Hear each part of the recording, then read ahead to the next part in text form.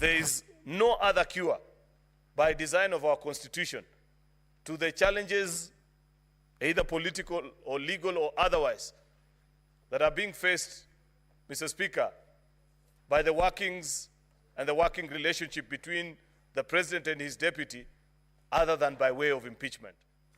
I have observed that this is such a momentous task ahead, and I never imagined a few years ago, Mr. Speaker, that it will be possible after the journey that we have traveled with His Excellency, the Deputy President, in the political side that I belong to, that hardly 2 years down the line, I will have the difficult task of having to move the impeachment motion against him after listening to this case brought to this House by the National Assembly, in the case titled the National Assembly versus His Excellency Rigathi Gachagua.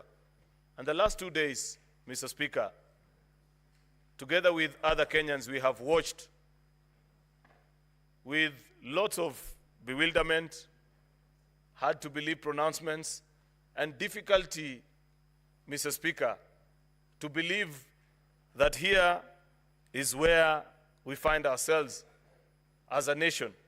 Despite the many challenges that we have gone through over the years, it was our hope, Mr. Speaker, that public officials would have picked up a lesson or two, especially those that are slightly older than yours truly, and many that are younger than me in this House, Mr. Speaker, and that in their conduct, they will reflect better the skills, demeanor, pronouncements of a leadership, Mr. Speaker, that this country continues to yearn for.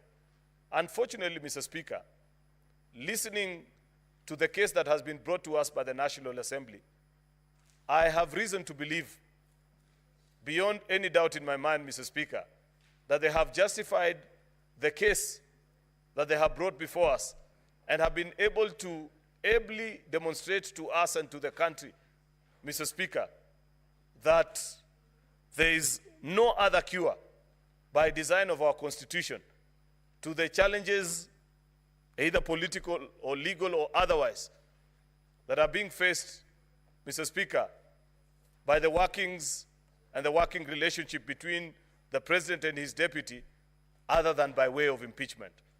And the National Assembly has moved this House, Mr. Speaker, on 11 charges, blow by blow, with citations and examples in broad daylight, Mr. Speaker, showing and mapping, Mr. Speaker, that each charge, how it has been committed, Mr. Speaker, and how it violates either the Constitution or various laws of the Republic of Kenya. And therefore, Mr. Speaker, we are left with very minimal options.